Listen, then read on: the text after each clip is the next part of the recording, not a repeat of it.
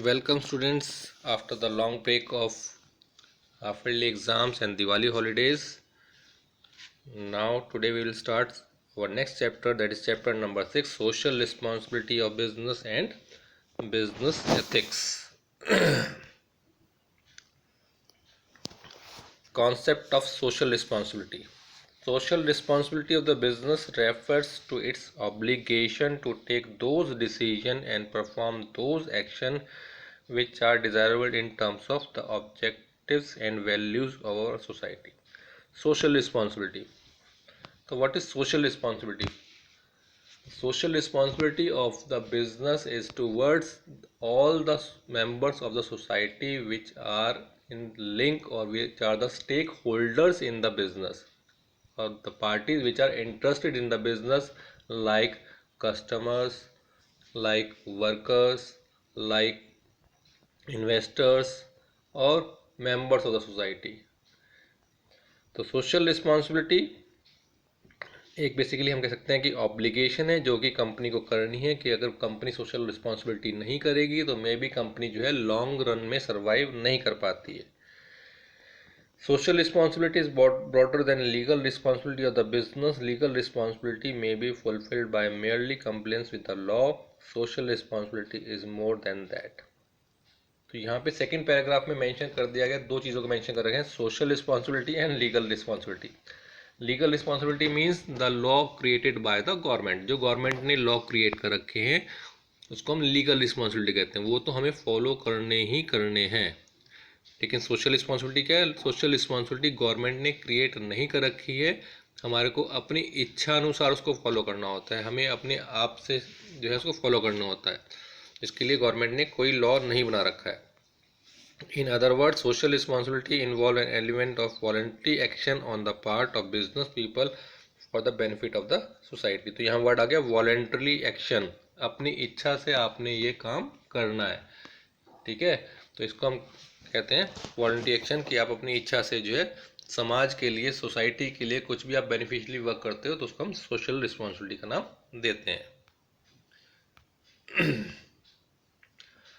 Arguments for social responsibility. तो इसमें कुछ पॉइंट्स हमारे पास है, तो उसमें हम डिस्कस करते हैं. फर्स्ट पॉइंट है justification for existence and growth. Business exists for providing goods and services to satisfy human need through profit motive is an important justification for undertaking business activity. It should be looked upon as an outcome of the services to the people. In fact, the prosperity and growth of the business is possible only through continuous service to the society. तो society को आपने जो है अपनी services provide करनी है. जो भी आप गुड्स एंड सर्विसेज प्रोवाइड करते हैं उनको आप जो है बेटर क्वालिटी में, रीजनेबल रेट पे, विदाउट अनफेयर मींस आप जो है सोसाइटी को प्रोवाइड करते रहें, तो ऑटोमेटिकली आपका बिजनेस जो है वो ग्रो करेगा, एग्जिस्ट करता रहेगा. लेकिन अगर आपने चीटिंग करी, अनलॉफुल बिजनेस किया, तो उस कंडीशन पे आपका बिजनेस जो है वो ग्रो नहीं कर पाता है. सेकेंड पॉइंट है large term interest of the firm.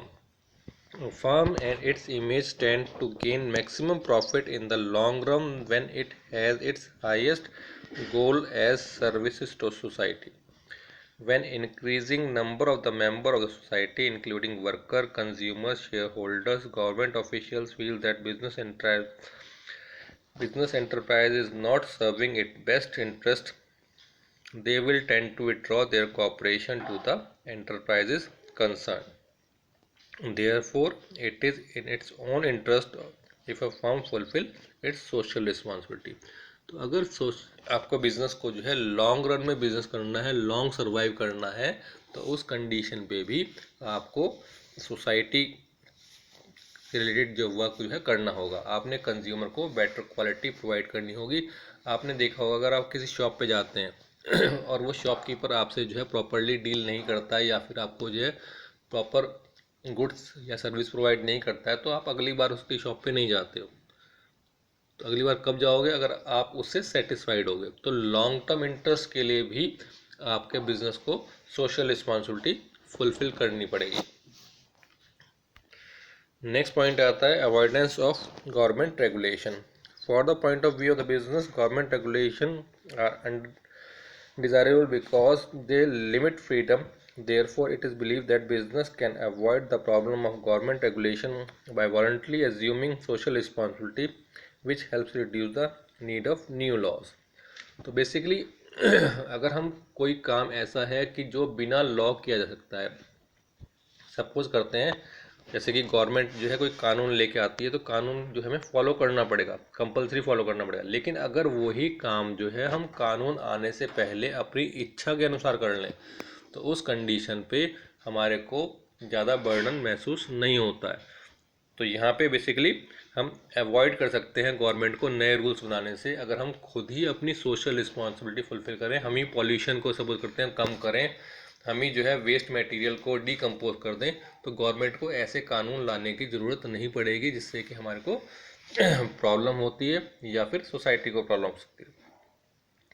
Maintenance of society, the argument here is that law can not be pass for all possible circumstances. People who feel that they are not getting their dues from the business may resort to anti-social activities, not necessarily governed by law. This may harm the interest of the business itself.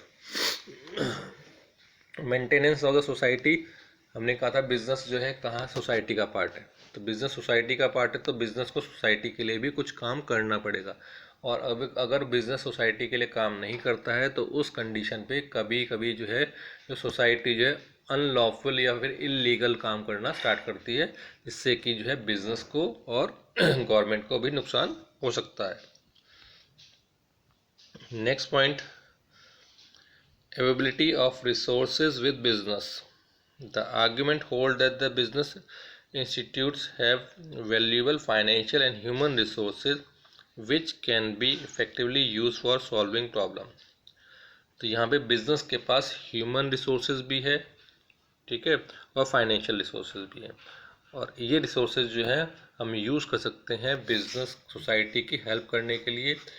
जैसे कि अगर हम बात करते हैं corona की बात करते हैं, तो कोरोना के अंदर जब कोरोना का लॉकडाउन स्टार्ट हुआ था उस टाइम पे हमारी कंट्रीज को पीपी किट्स चाहिए थी, सैनिटाइज़र चाहिए थे, तो कई कंपनीज ने क्या किया, कई कंपनीज ने अपने बिजनेस को थोड़ा सा मॉडिफाई किया और सैनिटाइज़र भी बनने स्टार्ट हो गए, पीपीटी की किट भी बननी स्टार्ट हो गई, वेंटिलेटर्स भी बनने स्टार्ट हो गए।